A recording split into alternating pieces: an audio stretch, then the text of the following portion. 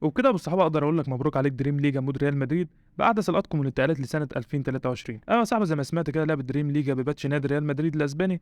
اللعبه فيها كل حاجه خاصه بفريق الريال. بس قبل ما نبدا يا صاحبي حابب ارحب بيك في فيديو جديد. صلي على النبي وتاكد انك مشترك عشان يوصل لك كل جديد. وخلاص يا جدعان ما فضلش حاجه على 500 مشترك، فلو كل واحد بيتفرج دلوقتي داس اشتراك هنوصل وانتوا قدها وانا عارف بكده. عاوزك تروق عليا يا صاحبي زي ما انا مروق عليك كده. يعني كل يوم فيديو جديد للعبه وبنزل مودات كتير، وكمان بنزل داتا لفرق كتير زي الاهلي والزمالك ومنتخبات زي البرازيل. وخلال الفترة الجاية إن شاء الله هنزل مودات تاني لفرق كتير، وتأكد إنك مشترك عشان في حاجات كتيرة جاية متأكد إنها تعجبك، فدوس لايك بقى وخليك سقف.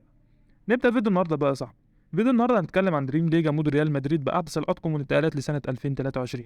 يعني كل لاعب موجود في الريال حاليا هتلاقيه داخل لعبه، زي كريم بنزيما وفينيسيوس وهازارد وكامافينجا ومودريتش وألابا وكورتوا وكل اللعيبة موجودة. خلفيات اللعبة شكلها جامد حرفيا، وفن اختيار الخلفيات ظاهر في المود ده. وللناس اللي ما تعرفش اللعبه اوفلاين يا جدعان وبحجم 350 ميجا، وكمان بجرافيك عالي، والمود ده مطور من شخص اجنبي، لكن حقيقي المود جامد والمطور يستحق الشكر. وكمان ضاف احدث اطقم الدوري الاسباني والايطالي، بس تقريبا مش ضايف كل اطقم الفرق. والمميز في النسخه دي ان فيها تعليق اسباني اعتقد، يعني مش متاكد بالظبط لكن تقريبا هو التعليق الاسباني. رابط ملفات اللعبه يا صاحبي موجود في الوصف برابط مباشر. ما تنساش طريقه نقل الملفات، هسيب لك رابط في الوصف اعرفك ازاي تنقل الملفات. وبس يا زميلي يلا بينا على استعراض قوائم اللعب.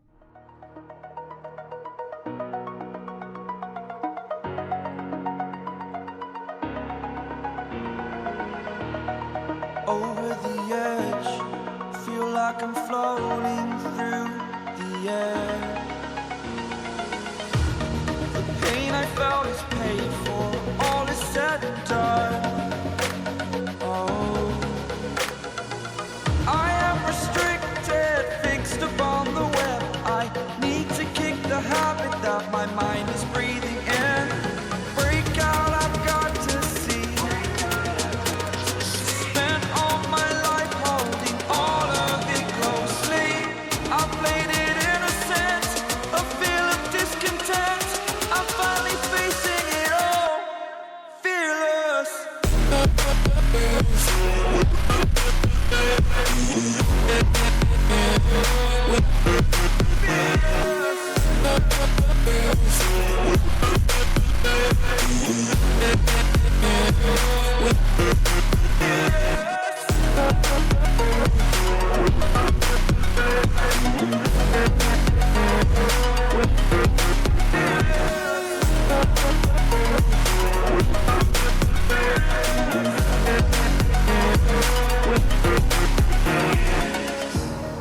Burning the bridge that keeps us.